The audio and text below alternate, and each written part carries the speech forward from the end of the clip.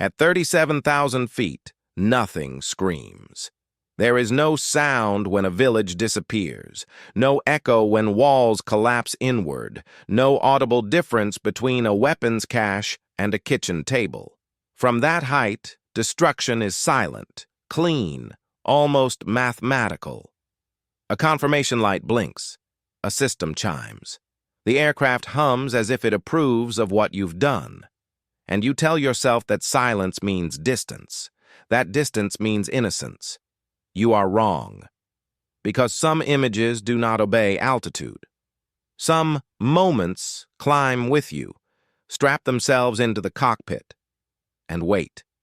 The one that waits with me is a child's hand, small, dust-covered, reaching out of the rubble toward the sky I once believed belonged to me.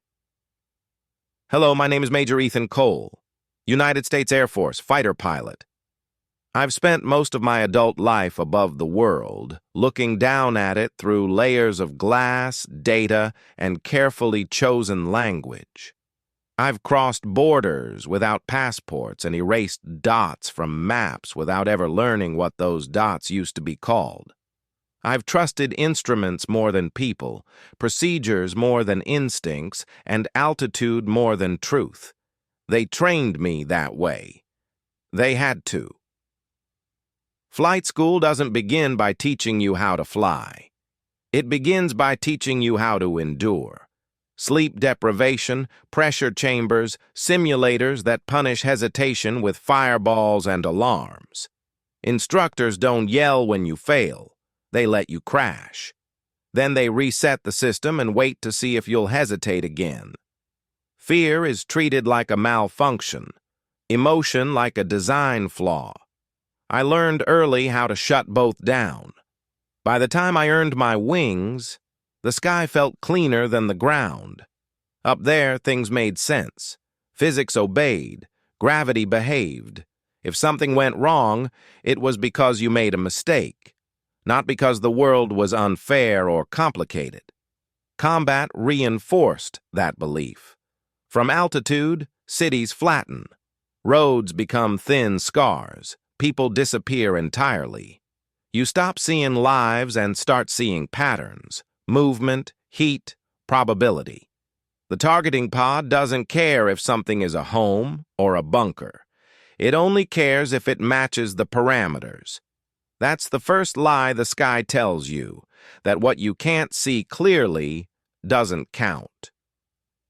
My first deployment blurred into a rhythm of early takeoffs and late landings, briefings that smelled like burnt coffee and stress, debriefings that turned chaos into bullet points. Targets were always presented the same way: satellite imagery, red circles, confident voices. Enemy logistics hub. Insurgent transit point. Temporary staging area. Never houses, never rooms, never children. I never asked who lived nearby. I never asked what happened after the dust settled. I told myself those questions belonged to someone else, someone lower, someone closer. I was good at my job because I didn't ask them. The mission that broke me didn't feel different at the time. That's what still haunts me. It was scheduled like any other. Early morning launch, clear weather, no complications expected. I remember the calm climb, the horizon bending gently, the sun catching the canopy just right. I remember thinking, absurdly, that it was a beautiful day to fly. The target sat in a shallow valley flanked by low hills, low structures, minimal cover. Civilian presence assessed as negligible, the intelligence officer said, tapping the screen with a pen. Negligible. I rolled into position and waited for clearance. My hands were steady, my breathing slow. Everything about the moment felt rehearsed, inevitable. Cleared hot. One motion. One release. From above, the explosion looked almost restrained. A brief bloom of fire, dust lifting in a slow, lazy wave. No sound reached me, no chaos. Just confirmation lights and calm voices in my headset. Good hit. I flew home believing I'd done my job. 2 days later, the report arrived. They didn't call it a mistake. They never do. They called it collateral damage, 3 structures destroyed, 2 adult fatalities, 1 child, no name, just an estimated age, approximately 6 years old. I stared at that line longer than anything else I've ever read. It didn't feel real, like a typo that would correct itself if I looked away long enough. The image came later, drone footage from post-strike assessment, smoke drifting, men pulling debris aside, and then, for half a second, the camera caught something small beneath a slab of concrete, a hand, reaching upward. I shut my laptop and vomited in the sink of my quarters, my hands shaking like I'd just landed after a bad sortie. That night, I didn't sleep. I lay on my back, staring at the ceiling, listening to the distant sound of aircraft moving through the dark. Somewhere above me, someone else was flying, trusting the same systems I trusted. I understood something then that no briefing had ever prepared me for. I would never know that child's name, but he would always be tied to mine. I kept flying. That's the part people struggle to understand. They expect guilt to stop you, to ground you, to force some kind of reckoning. It doesn't.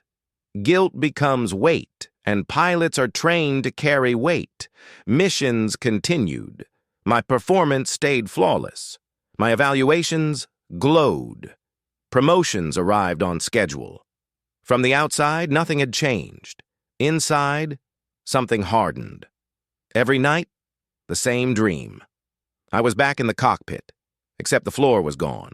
I could see straight down. The child stood below me, not crying, not angry, just waiting for me to acknowledge him. That's when the anger arrived. Not loud, not explosive, precise, cold, focused. I didn't know who it was for yet. I only knew it needed somewhere to go. The next major target came months later.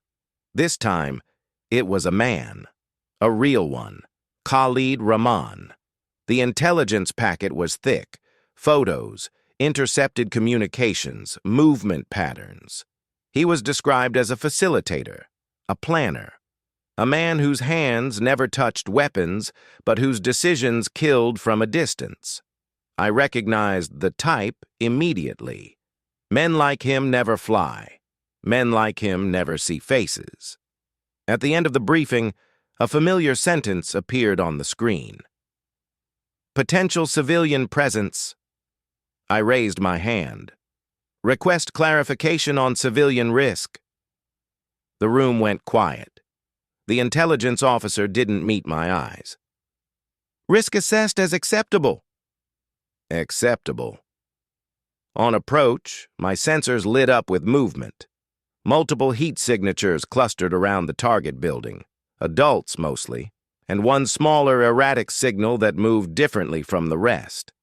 A child. My finger hovered over the trigger. Cleared hot, command repeated. For a moment, I was back in the dream, looking down through nothing, seeing too much. I banked away, deliberately breaking the firing solution. Target lost, I said. The silence in my headset was no longer calm. Reacquire Halo. I didn't. I returned to base under suspicion. Maintenance found nothing wrong with the jet. The official report blamed pilot error. Unofficially, I was flagged. Grounded. They thought grounding me would punish me. They were wrong. Because for the first time since the hand in the rubble, I had time. Time to look. Grounding didn't come with anger. It came with paperwork. Forms slid across desks, evaluations disguised as concern. Flight surgeons asking questions they pretended were clinical but were clearly designed to probe something deeper. I learned quickly which answers kept doors open and which ones shut forever. I said I was tired. I said I was distracted. I said I needed rest. I didn't say why. They never asked about the child. They never do. The days slowed down in a way that felt unnatural. I was used to measuring time in fuel consumption and mission windows, not hours that stretched and folded back on themselves. Without the rhythm of flights, my thoughts grew louder. I started spending time in the simulator. Same aircraft, same weapons, artificial skies that responded perfectly to my inputs. Everything behaved the way it was supposed to. I flew flawless virtual missions, hit virtual targets, returned to virtual bases. And still, every time a target appeared on the display, my hands hesitated. Not enough to fail. Enough to notice. That hesitation scared me more than the grounding itself, because it meant something fundamental had shifted, something training hadn't prepared me for. I requested access to old mission footage, not my own. Others. Strikes archived as successful, missions labeled clean. I watched explosions from angles I'd once found reassuring. I slowed the footage, zoomed in, looked past the fireball, past the impact point, movement after detonation, delayed heat signatures, shadows that scattered when they weren't supposed to. Children move differently. Once you notice it, you can't unsee it. That knowledge didn't explode inside me. It seeped, quietly, corrosively. I realized then that the sky hadn't betrayed me. It had simply made it easy to lie to myself. 2 weeks into my grounding, I was cleared for leave. They thought distance might fix me. They were right, but not in the way they expected. I left the base with a single bag and no clear destination. Airports feel different when you're not flying the plane. Louder, smaller, less controlled. I watched families move through terminals, children dragging backpacks twice their size, and I wondered how many of them had ever looked up at the sky and felt afraid. The answer unsettled me. I crossed borders using borrowed names and carefully prepared documents. The process felt strangely familiar, just another kind of mission planning. But on the ground, nothing moved as cleanly as it did in the air. There were delays, detours, conversations that mattered. I had to learn how to listen. The region I entered didn't look like the satellite imagery. From above, it had been a set of coordinates and terrain contours. On the ground, it was dust and noise and people trying very hard to live around the scars left behind. I saw buildings rebuilt unevenly, walls patched with whatever materials were available, craters repurposed as trash pits, entire streets that seemed to lean away from the sky as if instinctively avoiding it. Fear down here wasn't sudden like it was in the cockpit. It was constant, woven into routine. People flinched at distant engine noise. Conversations paused when shadows passed overhead. This was the aftermath altitude never shows you. I followed the fragments of Khalid Rahman's network slowly. Not through dramatic chases or gunfights, but through names whispered in markets, transactions that didn't quite add up, routes that shifted just enough to avoid attention. He had moved. Smaller place this time. Less visible. A settlement near the edge of the desert, far from anything that would appear on a strategic map. When I finally saw the house, my first thought was how ordinary it looked. Mud walls, a courtyard, no perimeter defenses, no signs of importance. And then I saw the child, a boy, maybe 7 years old. He was playing with a broken plastic airplane, throwing it into the air and watching it tumble back down. One wing was cracked. The nose was missing. He didn't seem angry with it. He just kept trying. I stayed longer than I planned. Days turned into nights. I watched patterns emerge. When Rahman left, who visited, how often the boy appeared in the courtyard. I could have ended it easily. One shot, one blade, one moment of decisive violence. But something stopped me. For the first time, the idea of killing felt insufficient. Too small. Too clean. This wasn't about removing a man anymore. It was about understanding the cost of removing him. The night everything changed arrived without warning. Vehicles came late, engines low and tense. Voices argued in the dark. Rahman was pulled from the house, shouting in a language I barely understood. Hands grabbed him. He fought. He lost. Then the engines faded. Silence returned. The boy was still there. I waited before entering, listened, counted breaths. When I finally stepped inside, he was sitting in the corner, holding the broken airplane against his chest like it was fragile. When he saw me, his eyes widened. Not in fear, not in recognition. Curiosity. He didn't scream, didn't move, didn't cry. He just looked at me. In that moment, the sky collapsed. I saw myself reflected in his eyes, not as a pilot, not as a soldier, but as something enormous and incomprehensible that had come from above. Something that decided fate without explanation. I knelt. The concrete floor was cold. The room smelled of dust and oil. The boy tilted his head slightly, studying me the way children study unfamiliar animals. No words passed between us. That silence did more than any explosion ever could. I left before dawn. He didn't follow me. He didn't call out. He watched as I disappeared into the gray light, still holding the airplane. I walked for hours. Every step felt heavier than the last, as if gravity itself had decided I no longer deserved its forgiveness. I understood then that I had crossed a line, not between soldier and civilian, not between law and crime, between distance and responsibility. Up in the sky, responsibility is diluted by altitude. On the ground, it presses directly against your chest. I didn't sleep that day. Instead, I planned.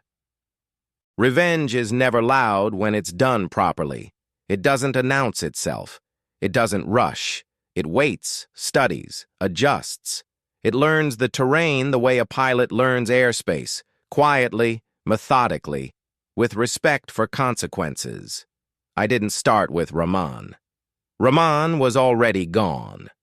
What remained was the structure that had allowed him to exist. The money routes disguised as humanitarian aid, the intermediaries who spoke peace in daylight and organized violence at night, the logistics men who never carried weapons but ensured they were always available. From the sky, networks look like dots connected by lines. On the ground, they are habits, patterns, trust. Trust is fragile. I spent weeks listening, months observing. I let myself become unremarkable, another foreigner passing through, another shadow among many. I learned who talked too much, who drank when nervous, who lied badly. Information became my weapon. A document here, a name there. A quiet suggestion made to the right person at the wrong time. I didn't invent lies. I redirected truths. Let them collide where they would do the most damage. The network began to fold inward on itself. Men accused each other, routes closed, funds disappeared. Violence flared in places it shouldn't have. Every collapse looked spontaneous from the outside. From the inside, it was inevitable. I watched it happen without satisfaction. What I felt instead was alignment. Like something crooked had finally been forced straight, even if the process was painful. Months passed. I stayed away from the boy, not because I didn't think about him, because I did. I knew what seeing him again would do. It would strip away the last layer of abstraction I still clung to, and I needed that layer, thin as it was, to finish what I'd started. The final fracture came quietly. An arrest far away, a shipment intercepted, names appearing in places they had never been meant to appear. Analysts would later call it a success, a disruption, a model operation. They would never know how personal it had been. When it was over, truly over, I felt nothing. No triumph, no relief, just exhaustion. That was when I went back. Not to the house, to the village. The boy was older now, taller, thinner. The courtyard felt smaller, like it had shrunk to accommodate time. I almost missed him at first, standing near the road with a group of other children. Then he looked up. He recognized me instantly. Not my face, my scale. He walked toward me slowly, carefully, as if approaching something unpredictable. When he stopped a few steps away, he tilted his head. "Skyman," he said. 2 words. Calm. Certain. I nodded. He looked past me, up at the open blue above the village. There were no aircraft overhead, no contrails, just sky. "They loud," he added after a moment. I swallowed. "Yes," I said. My voice sounded unfamiliar. "They are." He thought about that, then held up the airplane. It was repaired now, crudely taped, uneven but whole. One wing sat slightly lower than the other. "Mine," he said. I nodded again. He hesitated, then did something I didn't expect. He handed it to me. For a moment, I didn't move. The distance between us felt enormous despite the few inches separating our hands. Then I took it. The toy weighed almost nothing. My hands shook. He watched me carefully, studying my reaction the way I once studied instrument readings. After a moment, he smiled. Not wide, not joyful, just enough. "Fly?" he asked. I crouched and set the airplane gently into the air, letting it glide forward before gravity claimed it. It landed awkwardly, skidding in the dust. He laughed. The sound hit me harder than any explosion ever had. I stood up quickly, afraid of what would happen if I stayed any longer. Before I left, I placed the airplane back into his hands. He didn't look up this time. I walked away without turning back. I returned home weeks later. The base looked the same. The runways were unchanged. My aircraft waited patiently, metallic and indifferent, exactly where I'd left it. But I was different. Flying again felt altered. The sky no longer felt like refuge. It felt like exposure. Every climb reminded me of what altitude hides. Every mission briefing sounded hollow, stripped of illusions I'd once depended on. I flew well. Precision didn't abandon me. Discipline didn't either. Detachment did. I started noticing language, how targets were framed, how risk was softened into something palatable, how entire lives were compressed into phrases designed to pass quickly through conscience. Minimal presence, acceptable collateral, secondary effects. Each word felt heavier than ordnance.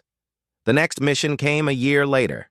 Different region, same logic, a convoy, mobile, supposedly transporting weapons. Surveillance showed multiple vehicles, armed escorts, and one smaller heat signature inside one of them. Command issued the order. Engage. I didn't hesitate this time. I refused. The fallout was immediate and absolute. I was pulled from flight status permanently, evaluated, questioned. My loyalty dissected in rooms I was never invited into. They didn't accuse me of treason. They accused me of instability. In some ways, that hurt more. I was offered a desk, training, simulators, teaching the next generation how to survive the sky. I accepted, Because if I could no longer control what happened below, I could at least influence who sat above it. I taught them procedures. And then I taught them something unofficial. I taught them to look longer, to question the red circles, to ask what altitude hides, to understand that silence doesn't mean absence. Some listened, some didn't. That was never my choice to make. Years passed, wars shifted, regions changed names, new enemies replaced old ones. The sky stayed the same. One afternoon, I found an unmarked envelope in my mailbox. Inside was a photograph. The boy stood at the edge of a village road, older now, taller. He held a plastic airplane, new this time, intact. On the back of the photo, written in careful, uneven English, were 5 words. He still watches the sky. I sat down hard. I never learned who sent it. I never asked. That night, I dreamed again. But the dream had changed. I was flying low this time. No weapons, no targets, just air and horizon. Below me, the boy stood in an open field. He raised the airplane and let it fly from his hands. It didn't fall. It soared. I woke with tears on my face and no shame left to hide them. I still believe in service. I still believe in duty. But I no longer believe altitude absolves you. Revenge didn't come from destroying a man. It came from dismantling the lie that distance equals innocence. The sky didn't fail me. I failed to understand it. Because the higher you go, the more you must carry. And some weights, once lifted, never come down.